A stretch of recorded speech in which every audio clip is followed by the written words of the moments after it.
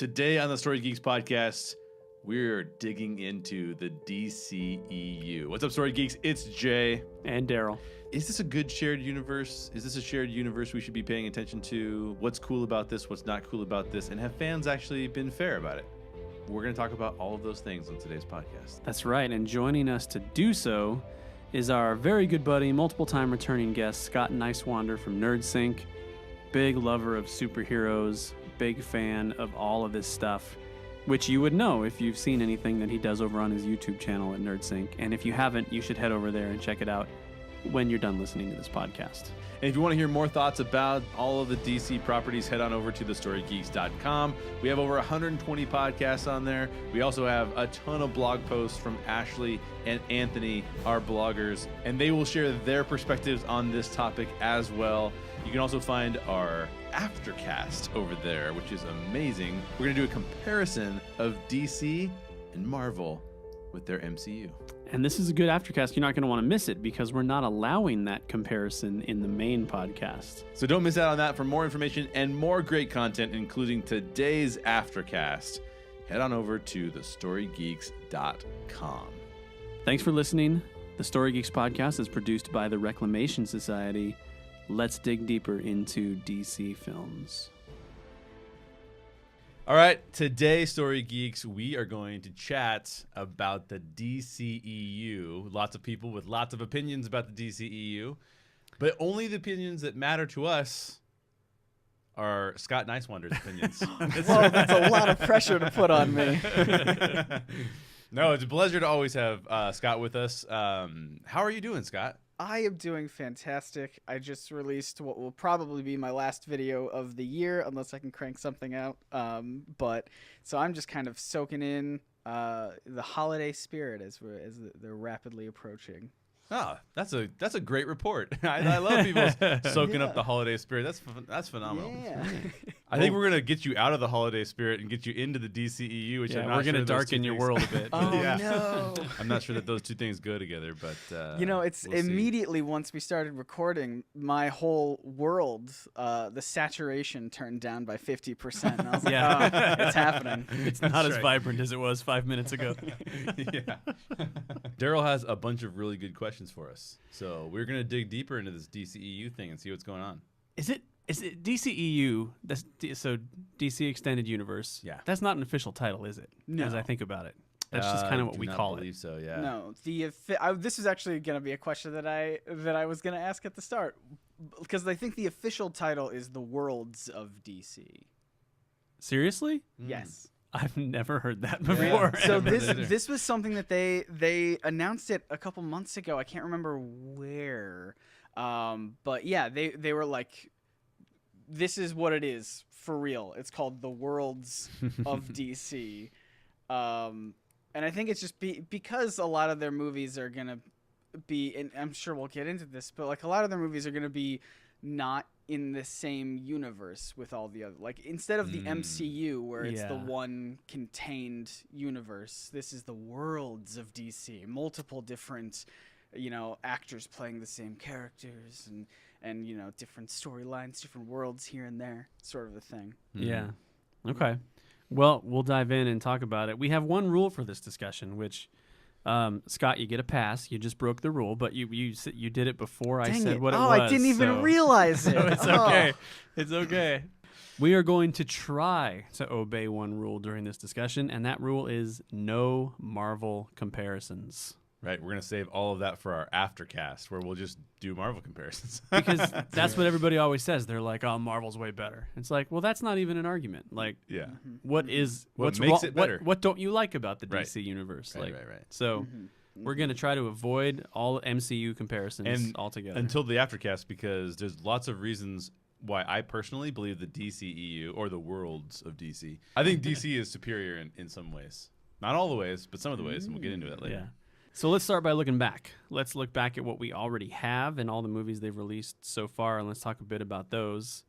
So the big question right off the bat is, what is the best DC film? Scott, what do you think? Well, okay. So Clarifying, by the way, that as you guys are listening to this, as we're recording this, none of us have seen Aquaman yet. I was just about to say yes, because I've a lot of my friends have already seen it, and they say it's incredible, and they say that I'm gonna love it. So, holding out for that one. But currently, of the ones that I've seen, in my opinion, I think Wonder Woman's the best, for sure. Now, point of clarification, because we're calling it DC. Yeah. But we're not going back before 2011. No. So Right. we're only including the entity that began with Man of Steel. Yes. Perfect. Yeah. So here's what I'll say. I'll jump into this later. I actually had more to say on this, but then I read down to the other questions and saw that there were other ones. Yeah. So here's a preview of some of my answers. I think that the DC has one outstanding film, one very good, almost great film, one good film, Sounds one like our bad Star Wars film, podcast. yeah, one bad film, and one shit film. And Oh, man. yeah, and I think that the outstanding film is, I'm 100% in agreement with Scott Nicewander. It is Wonder Woman. Yes. That is an outstanding film. I love that movie. Love it. Yeah. The third act, I think, wavers a little bit comparative to the rest of the film, but the second act shines so brightly that you're like, this is awesome. You know what, so though? good. Yeah. I don't think that we would consider that third act to be a waiver if we hadn't seen other Zack Snyder films. I feel like the problem that people have with that movie is that most of the movie is so set apart from Zack Snyder. Yeah. And then that third act is very Zack Snydery. Snyder. Yeah. Oh, it absolutely is. Yeah. It's true. So, yeah, we do have a little bit of, what would it be, like, a little bit of the polish is rubbed off of that type of approach. Yeah. Yeah, well, and I think it's kind of frustrating in a sense because like prior to that movie, there was already the stigma about the DC movies having this kind of dark, desaturated kind of style to them. But it really fit with like Themyscira. It opens, it's bright, it's colorful, it's vibrant, and then you get to the second act when Wonder Woman goes to the world of like the real world outside of the island, and it's all dark and gritty and desaturated, and I feel like it works in that movie because of that contrast of the two places, of the two locations. It's like, the paradise of this island compared to the gritty, horrible reality that is war. And I feel like without the context of the other movies in the DC universe before then, it would have been like, whoa, how cool. But then like, because you have the context of like, Batman v Superman, it's just kind of like, oh, it kind of feels like that again. I'm with you guys. I will say objectively, I think Wonder Woman is the best film in the DCEU, but I have a very soft spot in my heart for Batman v Superman, I have to say, just because there are some glimpses in that film of the kind of feeling I got reading comics when I was growing up. The Batman-Superman relationship, even though they did it weird, but there's still some glimpses there that I was like, okay, I can remember certain comics. Like, this is reminding me. You get Dark Knight Returns, obviously, but there's other little glimpses of things in there. So the nostalgia factor was high. Yeah. Oh, for sure. I mean, like, genuinely, when I saw Batman v Superman, my favorite part of it was still Wonder Woman, and like just even when she comes in and there's her theme song playing. Oh, that theme song is so good. So good. So like I didn't loathe Batman v Superman. I don't know. We'll talk about it in a bit, but like I don't think I've like really hated any of these movies. I've been let down by a lot of them, but I don't know. There's bits and pieces that I like in each one. Well, I want to come back to that let down thing that goes into my next question, but I did want to say really fast that I think, and Jay, I think you'll agree with this, Man of Steel is almost a great movie. That's what I have is the one very good, almost great film. Yeah. It is. If not for those last 20 minutes. Yeah, exactly. Exactly. Yeah. That film starts to go wrong basically after his battle with, I can never remember her name. Feora. Yeah. After his battle with Feora, that's fantastic all the way through that. And then after that, it just starts to kind of lose its focus and then just turns into It's a all just giant fighting. Yeah. It's all overcompensation for Superman Returns. Yeah, Right. I love a lot of the shots in that movie, like a lot of the cinematography. It has one. I think my favorite shot of the DCEU or the worlds of whatever. My favorite shot comes from Man of Steel, where it's like it's right at the end where they do the flashback and it's like little baby boy Clark Kent wearing like the sheet or the towel as a cape or something, and they just have that. And it's like, it's on the farm, and you got this like warm lens flare. It's just, I don't know. It looks exactly how I wanted a Superman movie to look in that one shot. I was like, yes. Oh. It also is the best trailer of all time. Yes. Snyder kills trailers. He's good at it. He's amazing. Yeah. Oh, it's such a good trailer. Okay, well, you said let down, Scott, so that leads me into my next question. What is the most disappointing film in the DCEU? So this is good wording, because if you were to be like, what's the worst film? I know, right? It's a whole different question. A whole different question. Most disappointing for me is hands down Justice League, because I keep forgetting that movie exists. Like all of the Where have I seen this Aquaman guy before? Right, like, well, Batman v Superman, even Suicide Squad. Those are movies that are not great in my opinion, but like I remember them at least. Justice League, I can't really remember much from it, and which is it's a letdown, because Aquaman is in there, and I love Aquaman. You get more of Wonder Woman, which is never a bad thing. You get all the characters together on the big screen for the first time, but it wasn't anything special to me. Yeah, when I said that there was one shit film, and here's the thing, right? Justice League, in my opinion, is garbage. But if we were to take Suicide Squad and Justice League and put them next to one another as standalone films, not as a part of a larger narrative, not as I would say Justice League is superior to Suicide Squad. Yeah, as a standalone.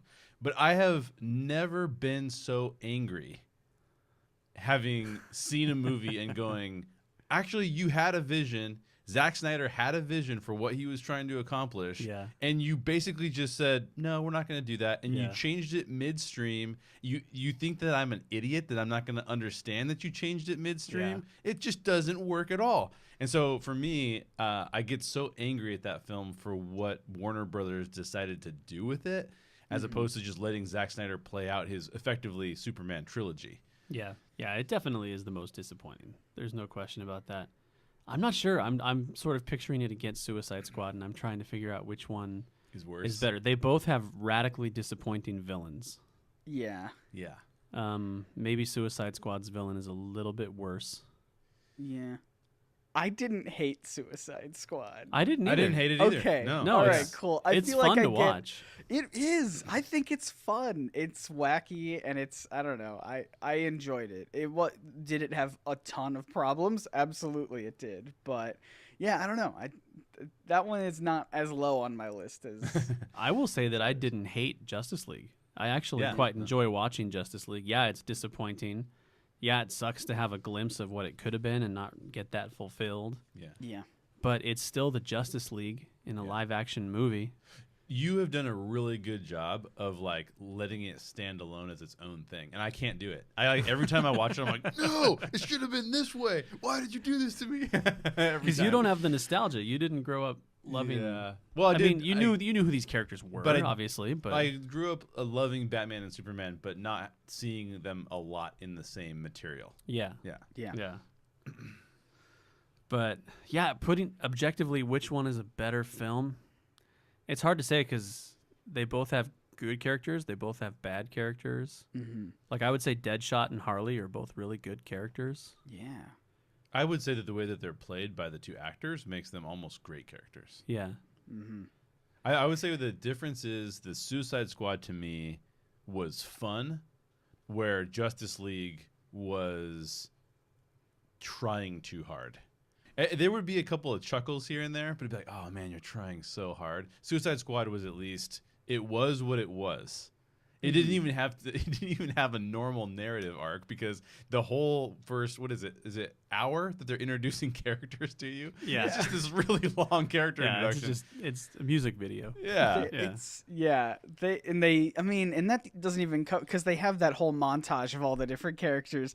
But then they're still introducing more later when like Slipknot comes in. It's just like, oh, by the way, here's Slipknot. Exactly. Don't get too attached. And then even later, I think like Katana comes in. It's like, oh yeah, and also Katana's here as well. It's like, how many characters are there on this team? But I do appreciate Suicide Squad because I feel like DC. This is not a unique criticism, so apologies to anyone who wants, biting commentary. But like, I feel I like it when they explore outside of their main heavy hitters. We've had tons of Batman and Superman movies, and they're great in their own rights, and some of them not so much. But whatever, I want to explore other properties, and Suicide Squad was the movie to me where DC was like, let's just try something completely different, and I want to give them massive props for that. And some of those smaller characters are so much easier to tell stories with. Yeah, because they're not so big and iconic and invulnerable. Exactly. So you can make changes. They're malleable in a way where you can write the story that works best for the film that you want to make, and then there's not going to be as big of an audience who will be like, but I don't remember, Killer Croc doing this in the comics. Everyone's going to be like, who's Killer Croc? I don't know. Let's go watch a movie. Yeah.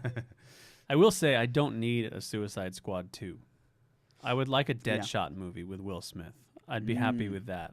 Ooh. I don't need to revisit the concept of the Suicide Squad. And I will also say I think Suicide Squad has what is, in my opinion, probably the worst bit of casting in any DC film.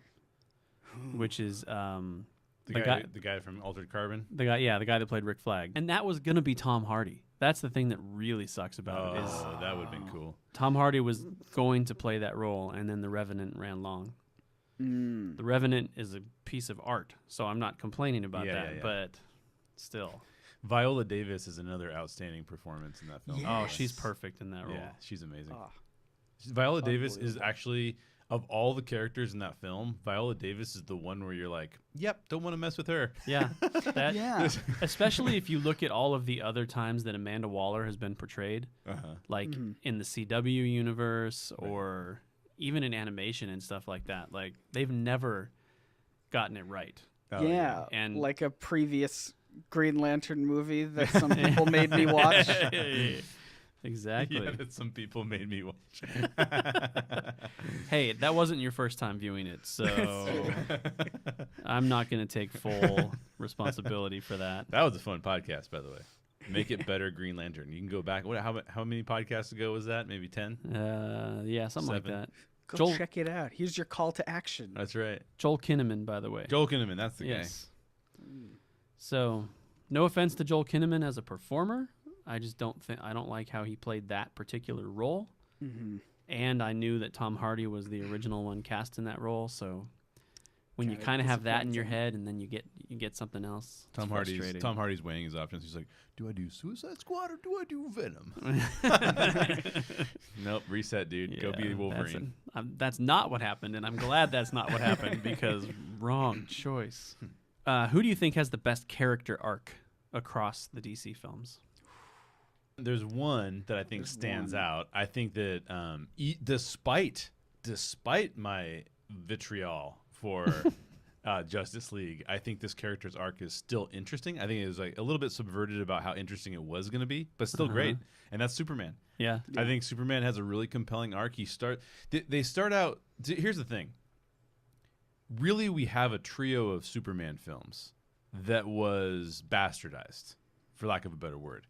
The opening film is a phenomenal, and I'm not the first one to say this, but a phenomenal deconstruction of the superhero narrative, specifically Superman's narrative, to showcase how he could have become what he became. someone who has to look and be on the brink of becoming a villain before becoming the most heroic hero of all time in our comics, right? So I think that Snyder was doing a really fun job of deconstructing the narrative arc of Superman, and I think he was doing it in a way that kind of aligned with a lot of what we see if we look back at like the 90s comics and the early 2000s comics, which sort of went that darker places with characters. Yeah. And I found that really fascinating. I totally agree with Scott. There's not a lot of other arcs because it's the Superman trilogy. I mean, there's not a whole lot else going on there. Yeah. And obviously, like with I think Deadshot and Harley have interesting arcs. Yeah. But besides that, we don't really have arcs, so to speak. Yeah. No, I agree. I think I would give it to Superman too, but I would make the caveat that you have to watch the Ultimate Edition of BVS in order to get it. The Ultimate Edition makes BVS quite a bit better in my mind. Yeah, and it's Clark's story. Right. I mean, they eliminate almost all of Clark's story from that film. That's true. I mean, if you watch the Ultimate Edition, you get it. Yeah. So, yeah, I would agree with that. I like, in theory, where they were heading with Batman. I like that they started in such a dark place. Yeah. And made him like the 20-year veteran who doesn't want to do this anymore and is just disillusioned with the world and thinks that Superman is just the next horrible thing, and then ends up being inspired by him and tries to make amends and falls in love with Wonder Woman. So I like that in theory. It was not executed as well as Superman's was. But Superman also said the line, "I'm also a big fan of justice." Which I think takes away a good 10 to 15% of the quality from his arc in the split second.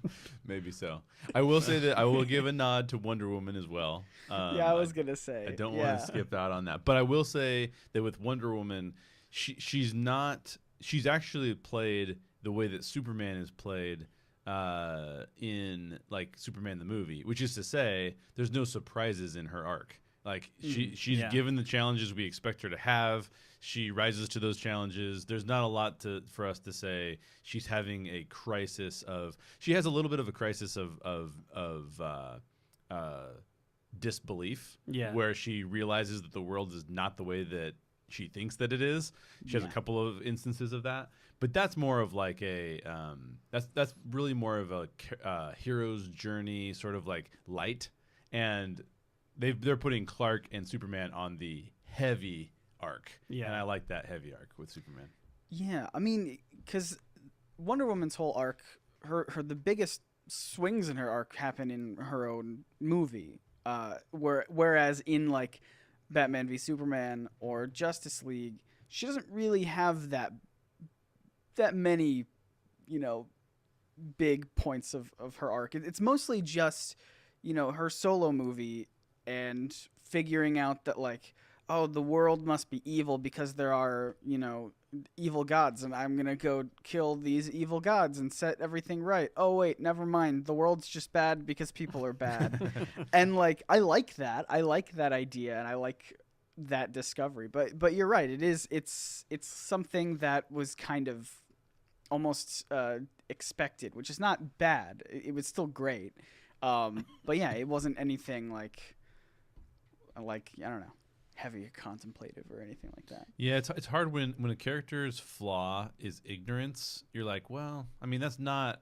It's fine. It's great for a movie like Wonder Woman, which is just trying to celebrate that character, which, by the way, we needed from a Wonder Woman film. Yeah. So I'm super stoked about that. But when the character's flaw is ignorance, which is basically the way that it is in Superman the movie, Superman's flaw is ignorance. And it makes for a great hero's journey because the hero never has a crisis of like morality. But if the character has a crisis of morality, like Superman does in Man of Steel, where it's like, oh, I'm killing like hundreds of people or hundreds of thousands of people or however many people are killed, right? Yeah. And I have to make a decision between Zod and this family. Like that's when you go, okay, well, what is the moral consequence of this? That's a deep character arc right there. You're taking a deep cut at a person. Yeah, I just wish it was executed better because I'm totally fine with the fact that he kills Zod at the end.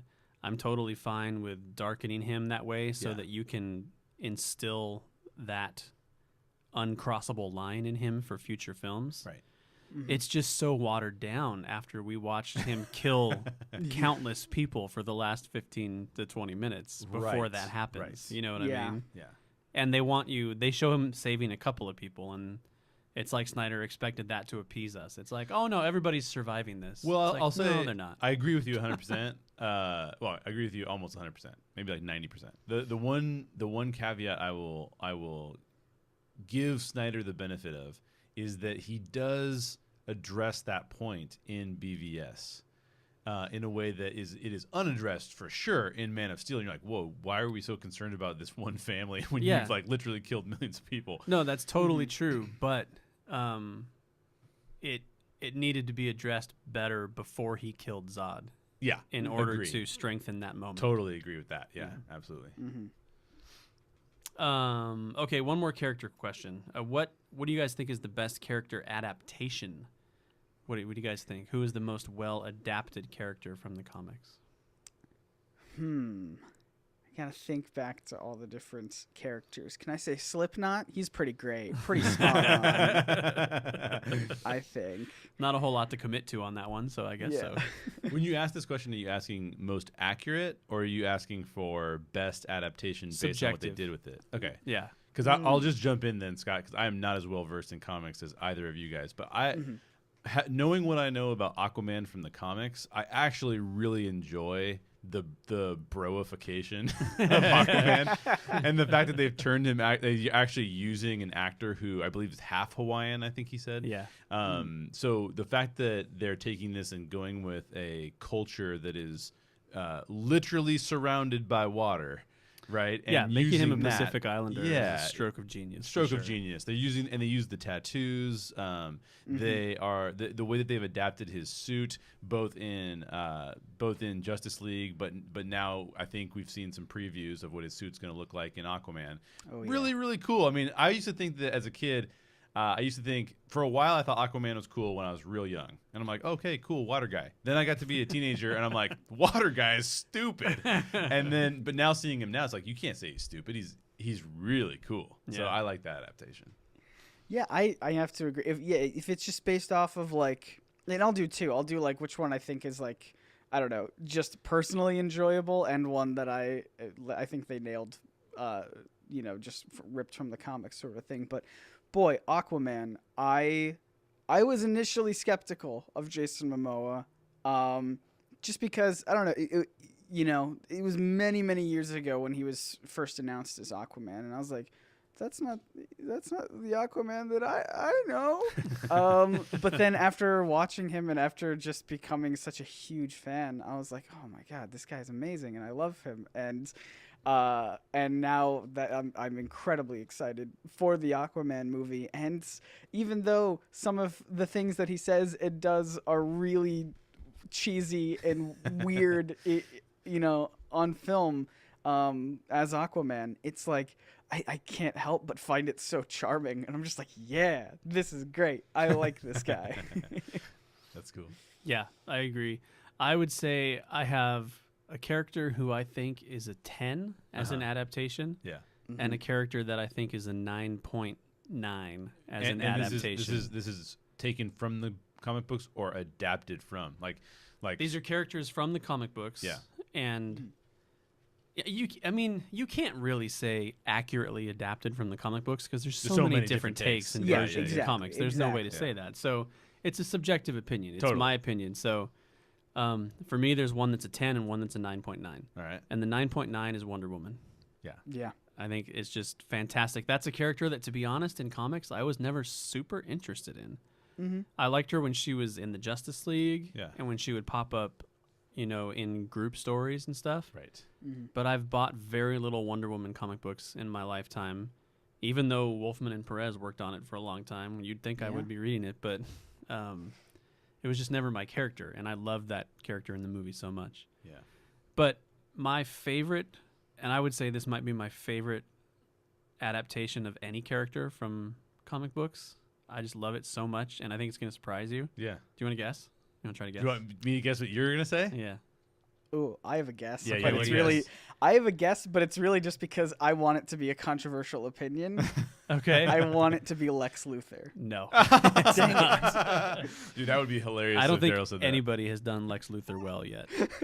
No, yeah, Not no, even in animation. I don't think it's been done well. I think Yeah. it's been done okay, but not well. Yeah. Yeah. What is it? Jonathan Kent. Mm. Oh, Jonathan Kent is yeah, that's an amazing one. And I don't like Kevin Costner very much as a performer. Yeah, he's amazing in that. So the fact that it's him making me love that character so much. Jor-El too, man. That's a good adaptation in my Jor-El mind. was good too, yeah. Yeah.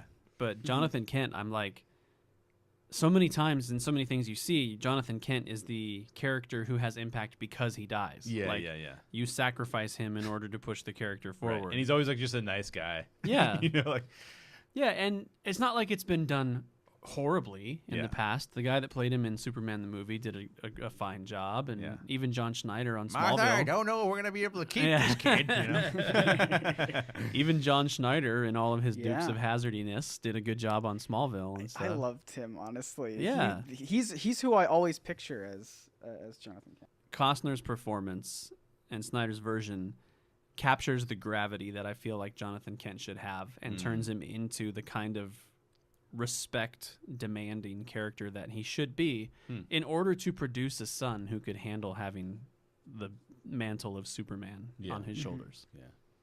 Scott, who are you gonna say that you think was best adapted, like best like taken right out of the comics and put in the films? I don't want to say it now because Because it's Lex after Luthor. everything, because it's Lex Luthor. But like genuinely, I actually really like the way that Jesse Eisenberg portrayed him because he's just so crazy and over the top. And I know that that's not a popular opinion, but I think I'm with you. I do too. Yeah. I don't think Lex Luthor has been done super well, but I think that's the best so far. Which I would Actually, yeah. people would shoot me in the face for saying that, but I dug the whole Mark Zuckerberg angle.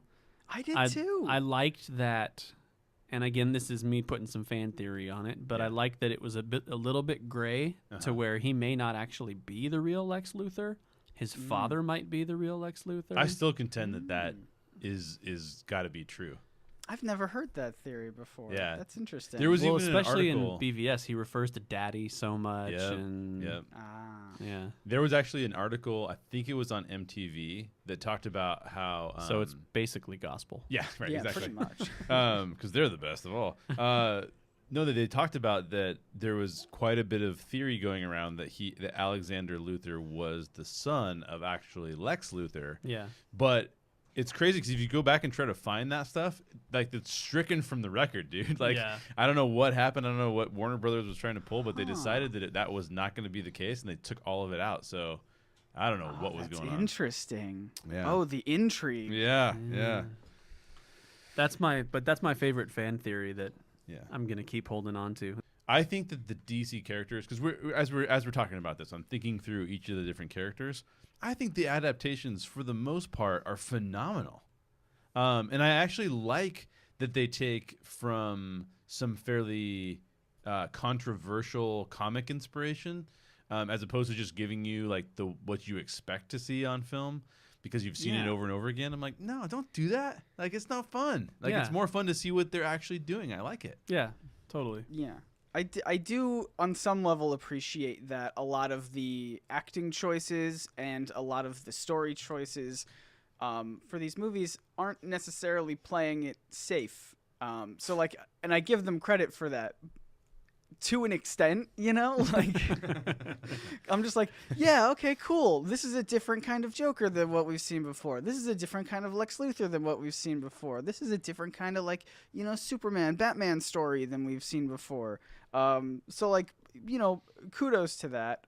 But I don't know. I just wish overall the executions were just a touch better. Yeah. You know? Okay, I'm going to drift us away from characters a little bit here, and let's look forward in the DCEU. The other films that are currently in production, at least at DC, are Wonder Woman 1984 and Joker. What are your guys' impressions of what you've seen from those so far? Are you excited? I was initially in the camp of like, oh, there's a standalone Joker movie, and it's like it's a completely different actor. And full disclosure, I've never seen Joaquin Phoenix in anything. I've never seen any of his movies because I don't watch movies apparently.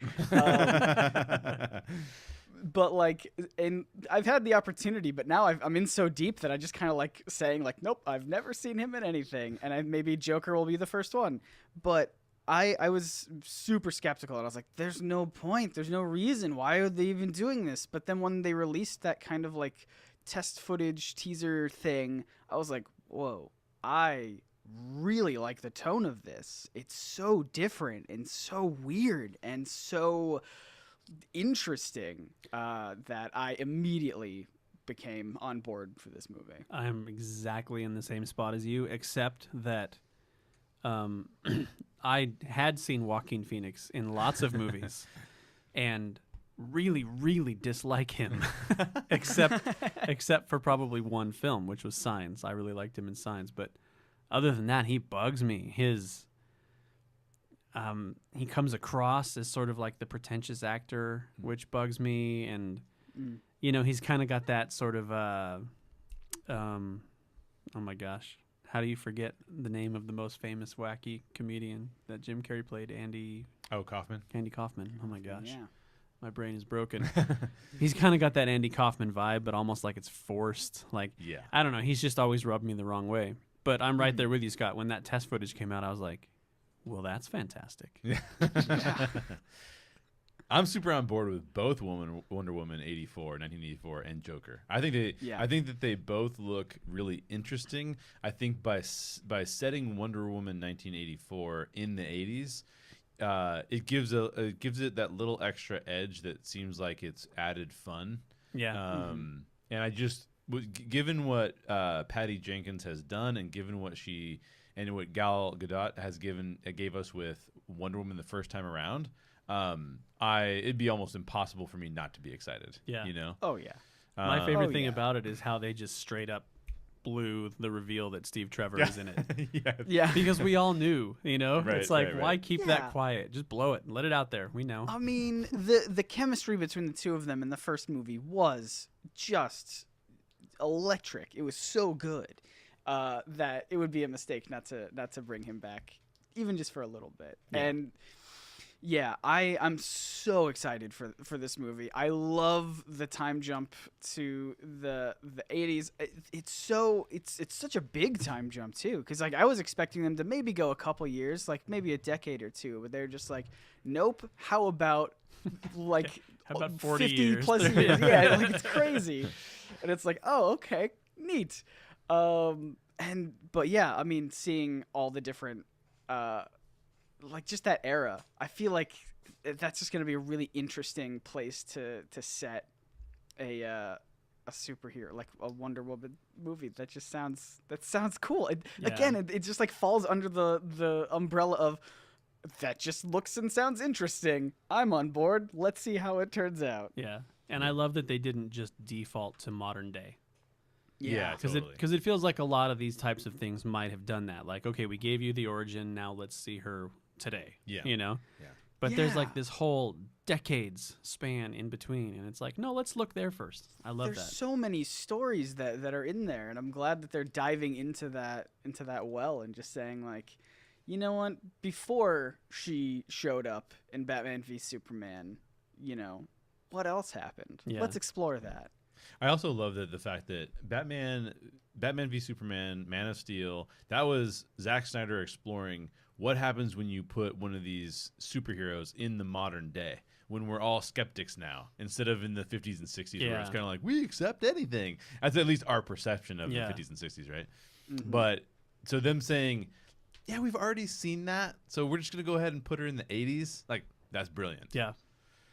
Oh man, do you think that they're gonna do little teases like maybe she runs into like a little Bruce Wayne or something like that? Maybe.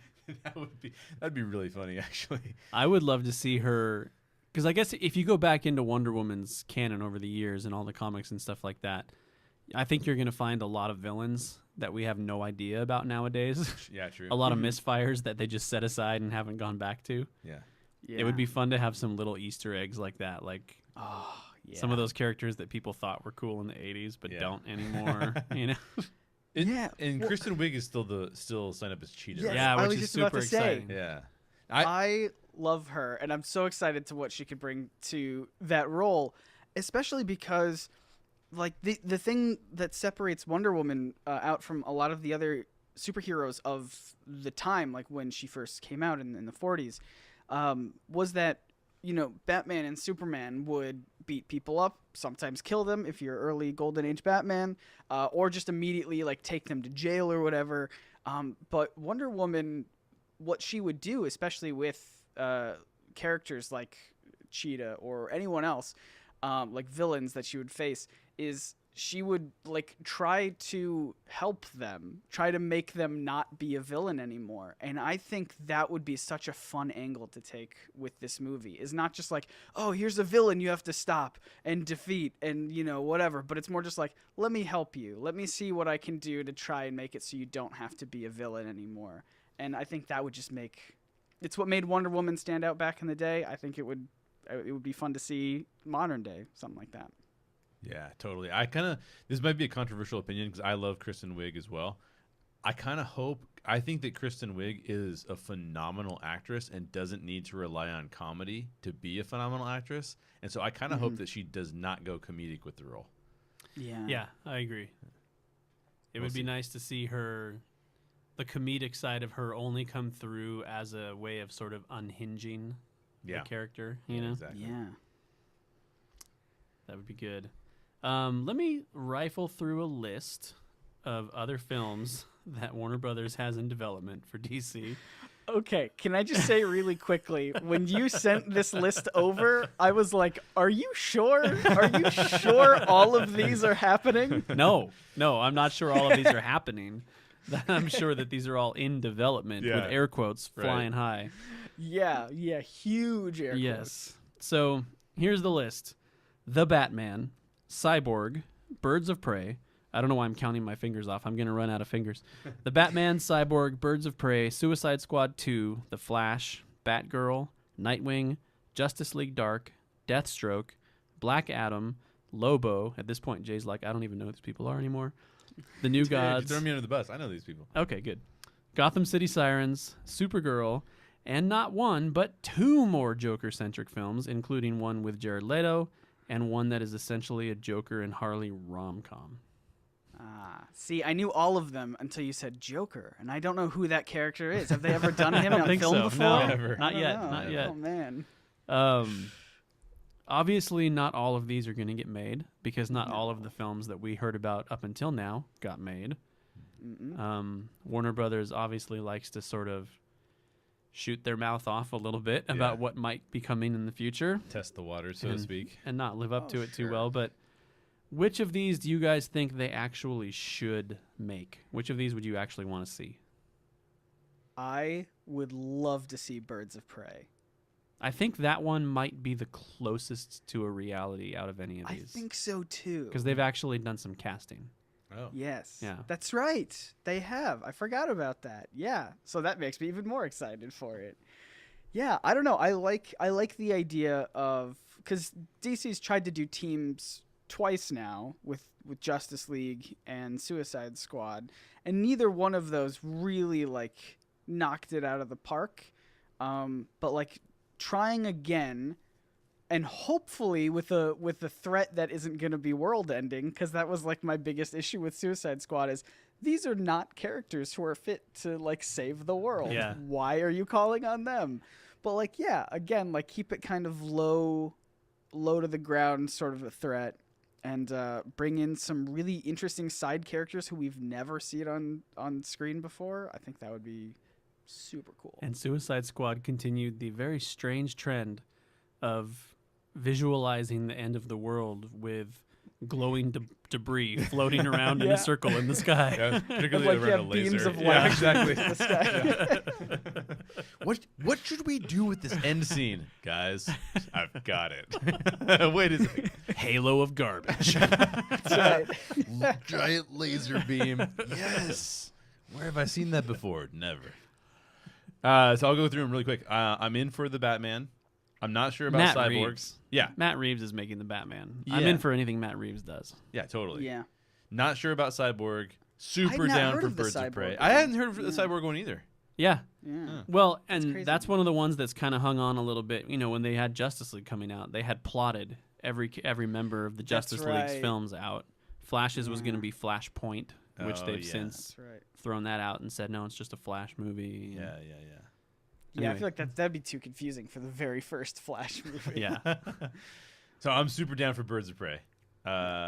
Suicide Squad 2, I'll say that I'm in if they let David Ayer come back and do whatever he wants to do and Yeah, I'd not agree mess with with it that. and not touch it. So I'd be down for that. I'm down for The Flash, although maybe only a little bit more than a Cyborg movie. Down for Batgirl, super down for Nightwing. Be really interested in Justice League Dark. Basically, I don't know Deathstroke that well, but you've told me a lot about him and said he's awesome, so I'm down for that. Yeah. Black Adam, I'm not that interested in. Yeah. Lobo, I am interested in. Really? Yeah. Ugh. Depending on how you cast it and how you do it, yes. If it's done like, I would want it to be done like The Crow. Okay. Ooh. Something in that nature would get me on board with that. I just saw something earlier on Twitter that was like, Jason Momoa would be a great Yeah. Lobo. I was just And I'm thinking that. I'm like, come on. This is the Ryan Reynolds problem. Yeah. We can't just cast the same actors to be all these superheroes. It's true. It's so true. I'm not sure about the New Gods. I am super down for Gotham City Sirens. Okay. Yeah. It's basically just the villain version of Birds of Prey. Exactly. I was gonna say, Yeah, exactly. do one movie of each, and then a big crossover versus movie. And I'm down. Yeah. For it. Isn't Yes, Harley that'd be in Birds awesome. of Prey? Am I making that up? I'm gonna look it up. I feel like she So is. in the movie, I don't know. I feel- I was gonna ask if Batgirl was, because if she's getting Yeah, also a Margot Robbie standalone- is in Birds of Prey. That's awesome. She's playing Harley Quinn. Mary Elizabeth That's Winstead is playing the Huntress. Yes. Ewan McGregor is playing the Black Mask. That could be That's freaking right. incredible. Oh, I Yes. love that. Well, I was hoping for Black Mask for not the Batman, but like a following Bat, because like I one of my favorite Batman stories is Under the Red Hood. Yes. And Yes. with Black Mask as one of the main villain guys, and yeah, I think that story would be fun to see. And they've certainly teased it enough in the DC universe so far. I know. I'm just so happy that they're finally using that character. Yeah. I'm with you. Yeah. There's also a character in this one that I don't know how they'll treat her in the movie, but I'm super excited to see it, which is Cassandra Cain, who is Batgirl. So, Yes. because Barbara Gordon was shot by the Joker in The Killing Joke, so she was Oracle for so long. She wasn't Batgirl. Cassandra Cain was sort of her successor, and when she first started, she was mute, right? Like she never talked. Yeah. She was entirely covered from head to toe. You couldn't see her face. You had no idea what she looked like. Like she was super mysterious. Yes. And then as as it goes on, you learn more about her. She's like the daughter of this crazy assassin, and I was gonna say she's the one who's like the best fighter yeah, ever, right? Yeah. Okay. Cool. and she's a really interesting sort of tragic character. So I'm excited that they're putting her in a movie. yeah. Oh, I'm that's down for exciting. that. Yeah, this is what I want. I want more of them exploring these lesser known characters and like bringing them to the public's attention and saying like, yeah, I know you know us mostly from Batman and Superman, but like check out all of these Yeah. great people. Yeah. Okay. Just to round it out, Yes. Sorry.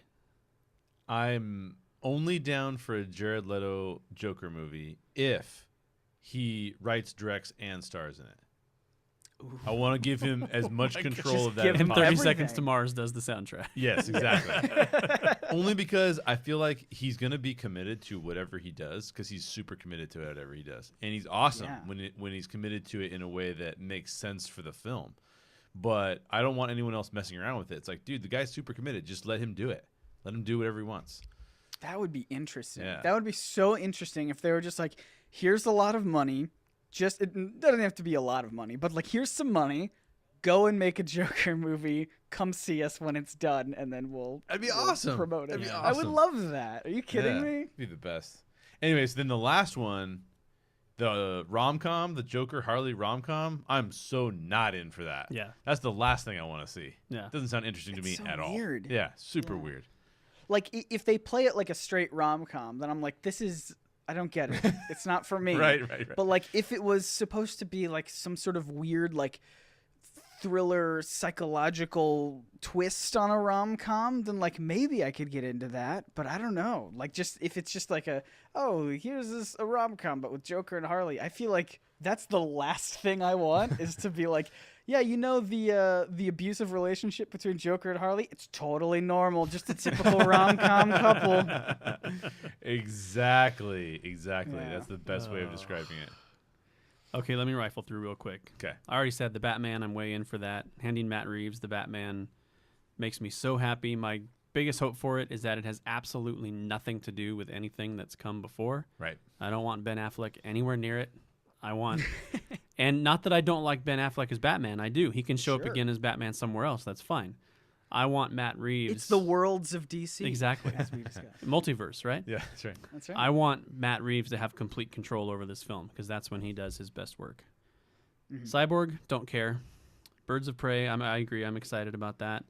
Suicide Squad, I can kind of see your David Ayer thing. Yeah. But at the end of the day, I just want a Deadshot movie. Yeah. I don't really care about the rest of them. The Flash, this is my weirdest answer. I would love a Flash movie. I don't want Ezra Miller anywhere near it. I have grown to like him as an actor in the Fantastic Beast franchise. I think he's fantastic. Beast. Yeah. But I want them to live into this whole weird, freaky multiverse thing and let Grant Gustin play the Flash in a well-made, well-written, well-directed movie. There you go. Exciting. That's what I want. Don't have to bring anybody else along with him. You don't need any of the other characters. I don't care how you do it, but I want to see Grant Gustin written really well as the Flash. All right. Batgirl, whatever. Nightwing, that's my favorite character of all time. Of course, I'm in for a good version of that. I figured. But I'm very happy with what Titans is giving me right now, so whatever. Justice League Dark, maybe. Deathstroke for sure. Black Adam, don't care. Lobo, really don't care. I don't like that character at all. The New Gods could be really interesting, especially if Ava DuVernay is still attached to make it. I'd be really excited about that. That's right. I forgot about that. Gotham City Sirens, I don't really care. Supergirl, I must say I also don't really care. And I don't ever want to see Jared Leto. Period? Period? Is that period? That sentence? I don't ever want to see Jared Leto. Period. Just ever again. My favorite thing that Jared Leto does is 30 Seconds to Mars. I'm going to be honest. Really? Yes. So you didn't like him in Blade Runner 2049? It was fine. Oh, I thought he was great.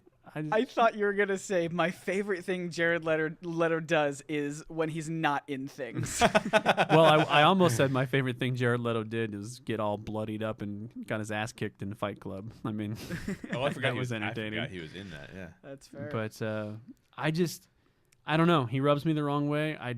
His Joker was all right, but Joaquin Phoenix's Joker looks way more interesting. Looks so cool. And why do we care so much about the Joker? Why do we need so many takes on the damn freaking Joker?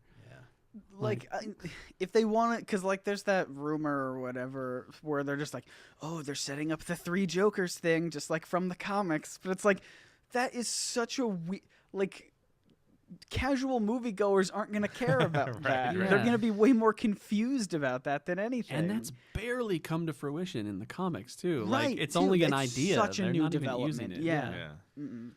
So, Yeah, I think that's silly.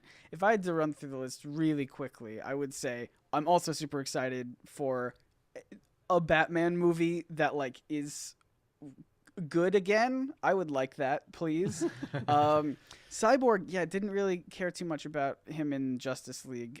Maybe if they wrote him well, it'd be I don't know, it'd be cool to see kind of like a take on like a, you know, what's me and what's technology and, you know, like a take on personhood and like I don't know. I'm thinking philosophical ideas. I would be do cool like to that, yeah, explore that's that. cool. Terminator 2. Sure. Yeah, like and Birds of Prey, obviously. Suicide Squad 2, don't really care too much. The Flash, I would be way more interested in if we take The Flash and then Gotham City Sirens and just kind of put those in a blender. I would love to do a Rogues Gallery movie instead, and it would be like a heist film, like a super villain heist film. I think that would be a ton of fun. Yeah. I think that's what Suicide Squad was trying to be. Like, like, oh, you get the squad together and everyone has all their unique abilities and we have to send them in to go get a thing. But I think it would be cool to be like, here's Captain Cole and here's Weather Wizard and here's, all these people who are just thieves and they're going out to steal a thing. And maybe Flash could be there, but he's more just like a background character in the world that they know of. It would be funny if he wasn't even cast and all he ever was this occasional red blur that ruins what they're trying to do. And they're like, kidding me? I would love that.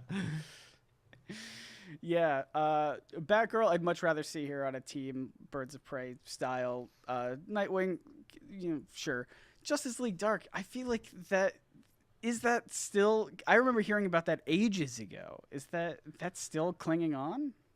Well, all of these are still clinging All on. But if you think about Same that with, imagery, it's not a good thing. Yeah, well, same with like Black Adam, because I'm pretty sure The Rock was cast like ages and ages ago. But yeah, all the rest of these, whatever. Are there any Supergirl? I just can't get. I love Melissa Benoist so much on the TV show that like I can't picture anyone else as Supergirl. Yeah. Is there anything missing from this list? Is there anything you guys think they should do that they've never even talked about? I don't know why I don't have Green Lantern Corps on this list. Oh yeah, that's happening. My bad. It's not exhaustive. I would love a really great Green Lantern movie. There you go. And to discuss how we would make Green Lantern better, go check out. That's right. I just want to promote all the previous episodes we've been on. Do it. No, I would love, like I said, a Rogues Gallery movie would be really fun to me. I don't know. I like teams of like lesser known characters because then you get a bigger spotlight on all these other characters all at once. I think it's almost kind of safer like for them to do it that way because like you could do like a Batgirl movie and that would be fine, but I bet it would be better to also bring in side characters with like Birds of Prey. Like that's why I'm just saying like the team movies sound like a smarter business idea and just more fun for the audience, I think. So that's what I mean. Even with the Green Lantern Corps, it's called the Green Lantern Corps, so you're going to get a lot of characters in there. Yeah. I think the biggest thing that I always want and will always want until it happens is a movie centering on the Bat family. Yeah. Tell me a good story that involves Bruce Wayne, Dick Grayson, Jason Todd, Tim Drake. I don't need Damian Wayne so much, but give me some Alfred, Wayne. give me some Gordon. Tell me. I love those characters. I love their interactions, and we get a little bit of it here and there. I mentioned Titans before. I feel like Titans is giving us a little bit of it right now. There's some good representations of it in animation. But I just really want a very well-told Bat family story. Let Scott Snyder write it, and it's done. I mean, come on. Oh, yeah. Scott Snyder is amazing. Please. Let's move away from the future a little bit here. Obviously, these films seem to take a ton of fan criticism, and I think this is going to be the hardest part to avoid breaking our rule here, but let's try to do it. Do you think all of the criticism on the DCEU is fair? Do you think they're as bad as people seem to think they are? Do you think they are improving? Yeah, I think they're improving. I think the DC movies started very stylized because that's Snyder's a very stylized way of shooting movies, the colors and the look. But I think they're slowly each developing their own identity as as they're trying to, I feel like they're trying to move away from this idea of a connected universe, and they're just trying to be like, let's just tell a really good story with these characters. And seeing like the Aquaman trailers, I couldn't tell. I wouldn't believe that movie exists in the same universe as like Batman v Superman. It looks so like different. It looks fun and funny and bright and colorful, and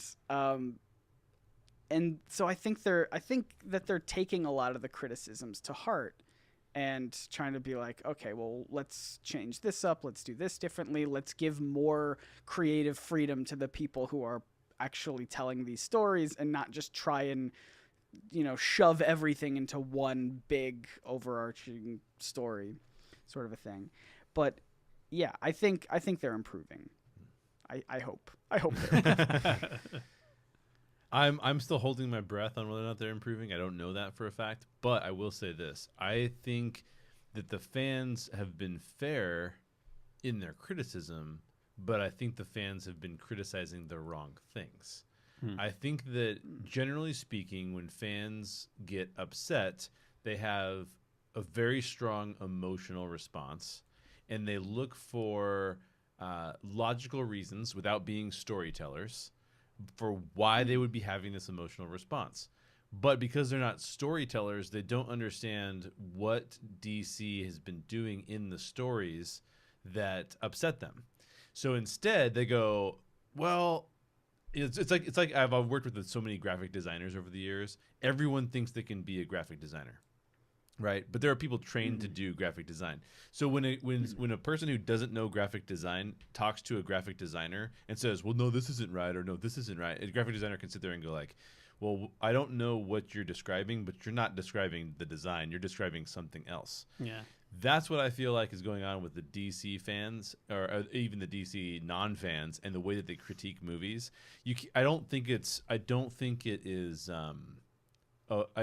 makes sense to say, oh, well, they're too dark.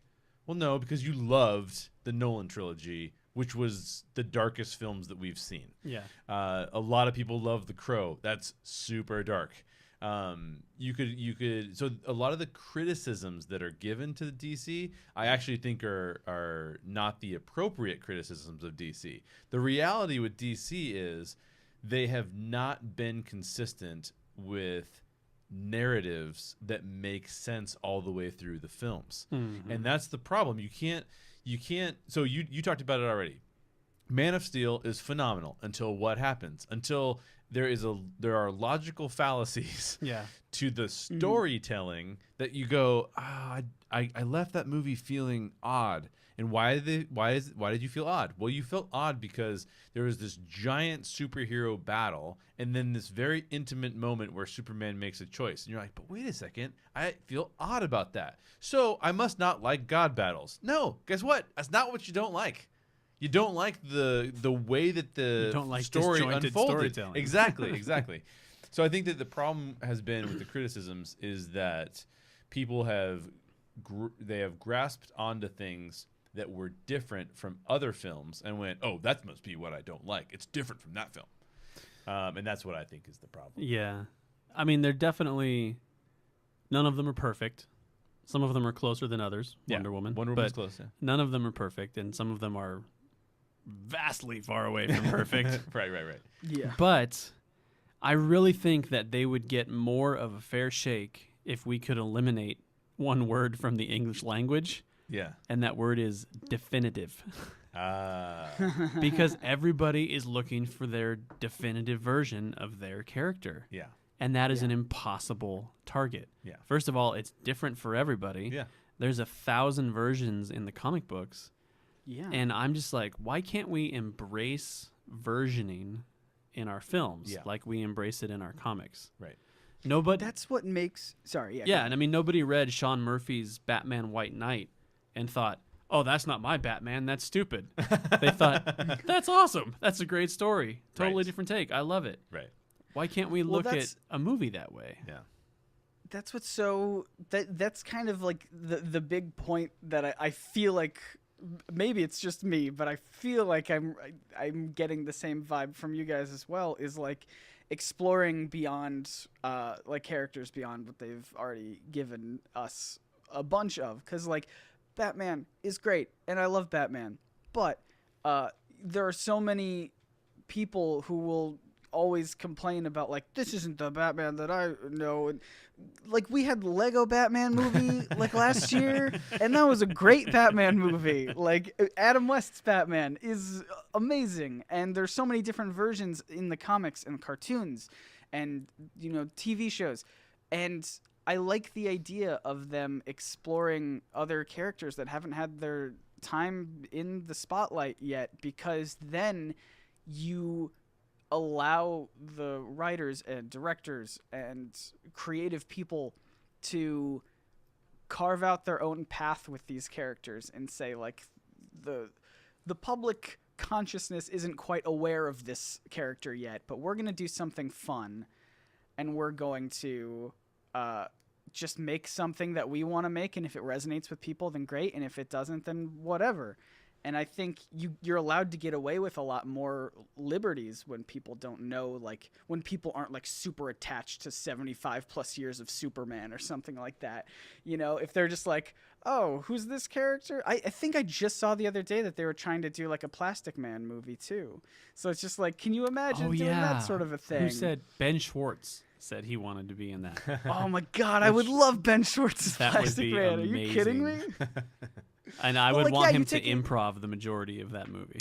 Absolutely. And you do that, and it's so different, and we haven't seen anything like it, and you're allowed to just play around with it. It's literally the character's plastic at that point, literally and figuratively, because you can just mold it into whatever you want it to be. And I think that makes for better stories, and you're allowed to do more of that when it's a smaller character. Is Ben Schwartz the dude from Parks and Rec? Yeah. Yeah. That's awesome. I think of him as the dude from Comedy Bang Bang, because I never watched Parks and Rec, but I listened to a lot of Comedy Bang Bang. And it's so funny. I think of him as the guy from DuckTales. Hey, there you go. So there you go. Good job, gang. Yeah, I mean, I just want us to embrace versioning. Yeah.